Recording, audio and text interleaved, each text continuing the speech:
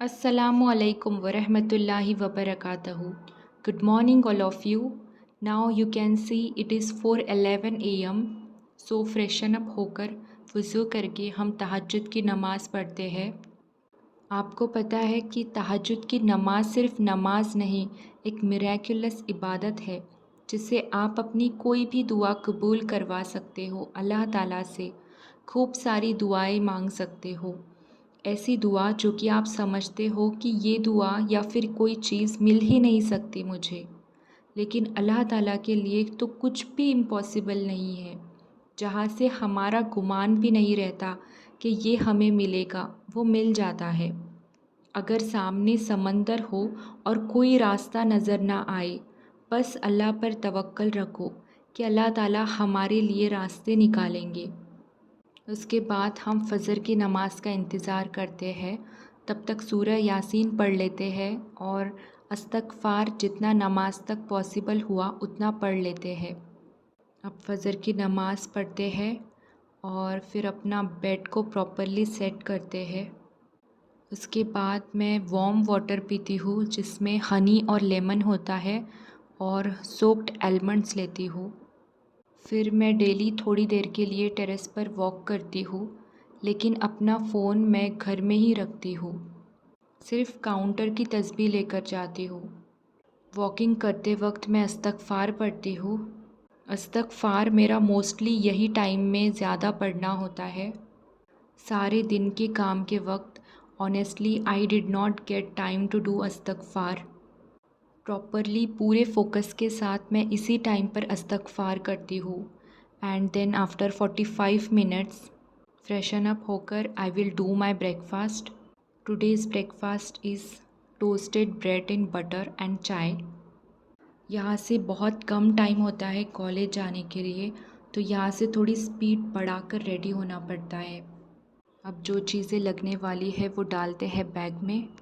पानी की बोतल, बुक्स, एप्रन डालते हैं, मास्क लगाते हैं और अब निकलते हैं कॉलेज के लिए। आयतल कुर्सी पढ़ लेते हैं। जब कभी भी बाहर निकलो तो आयतल कुर्सी पढ़ लिया करो, क्योंकि आयतल कुर्सी हमें हर चीज़ से, हर मुसीबत से प्रोटेक्ट करती है।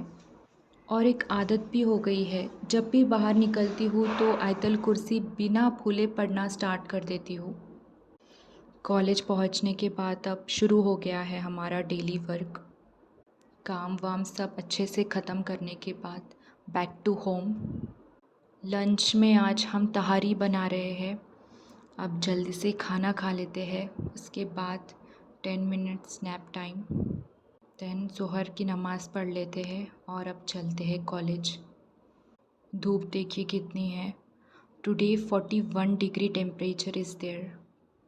धूप की वजह से बहुत ज़्यादा डिहाइड्रेटेड फ़ील हो रहा था, सो मैं गन्ने का जूस पीने के लिए चली गई। 5:30 तक कॉलेज किया, फिर घर जाकर सबसे पहले फ्रेशन अप होकर वज़ू करके असर की नमाज़ पढ़ते हैं। अभी देखिए मगरिब की नमाज़ हो रही है। उसके बाद हम अपना डिनर प्रिपेयर कर रहे हैं, दैट इज़ भिंडी रोटी फॉर टुडेज़ डिनर। और अब जितना जल्दी हो सके उतना जल्दी डिनर कर लेते हैं। Now it's kitchen cleaning time. आज मैंने बहुत ही अच्छी हदीस पढ़ी है। देखिए, हमारे हुजूर सल्लल्लाहु अलैहि वसल्लम ने कहा है कि I guarantee a house in जन्नत for someone who gives up arguing even if he is right. कि उस शख्स के लिए जन्नत में एक घर का वादा है जो शख्स आर्ग्यू करते वक्त खुद को हरा दे, किसी से आर्ग्यू ही ना करे, इवन वो सही हो, उसकी बातें सही हो, फिर भी बावजूद उसके कि वो इंसान सच कह रहा हो, लेकिन उस आर्ग्यूमेंट को ख़त्म कर दे। क्योंकि आजकल के ज़माने में ये बात किसी में भी नहीं है।